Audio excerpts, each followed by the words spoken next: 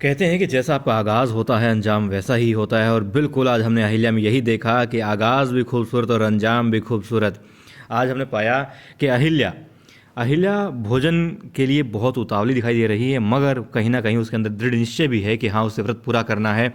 वो इतनी बेताब थी भोजन को लेकर के कि उसे चंदा मामा, जब खिड़की से वो बाहर देखती है तो चांद में भी उसे भोजन की थाली दिखाई देती है। वो लेट जाती है, सो जाती है। वो कहती है, ओह मुझे तो खुशबू आ रही है आज खाने की, अब भी खुशबू कैसे आ रही है। लेकिन तभी खंडेराव आते हैं और वो आंखें खोलती है, देखती है भोजन की थाली उसके पास होती है। वो कहते हैं, हम पति पत्नी बाद में हैं, पहले दोस्त हैं, खाना खा लो।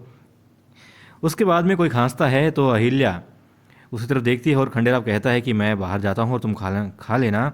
अब खंडेराव खिड़की से बाहर चले जाते हैं तो कुछ जी उसका इंतजार कर रहे होते हैं। दोनों कुछ बातें करते हैं और उनकी बातें आपको मालूम है कौन सुन सकता है। जी हाँ, जमुना बाई। वो कहाँ बाहर जाने वाली थी, वो सुन लेती है उनकी बातें और फिर द्वारिका बाई को जाके बताती है। फिर चारों रानियाँ इकट्ठी होकर के आती हैं और हरकू बाई ना चाहते हुए भी उनके साथ आ रही थी, क्योंकि वो अहिल्या को डांट पड़ते नहीं देख सकती।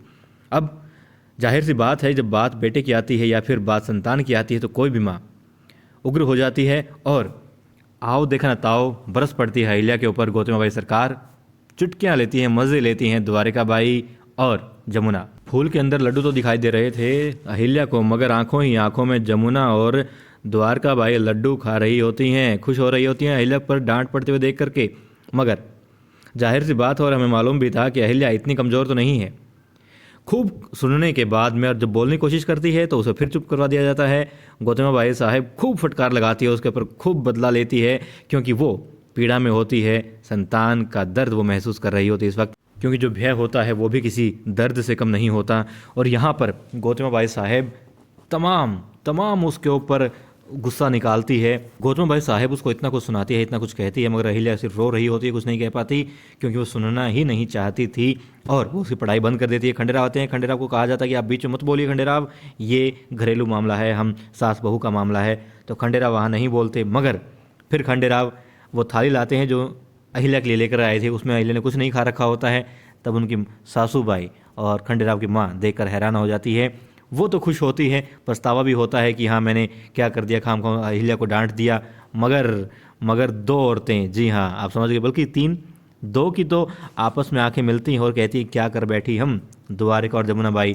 मगर आंखें चौंधिया जाती है बाना बाई की। तो कुल मिलाकर के ये कि अहिल्या मुस्कुरा रही थी। तो शुरुआत में जैसे मैंने कहा कि आगाज़ के जैसा ही अंजाम होगा, बिल्कुल अहिल्या पहले भी मुस्कुरा रही थी और अब भी वो मुस्कुरा रही है।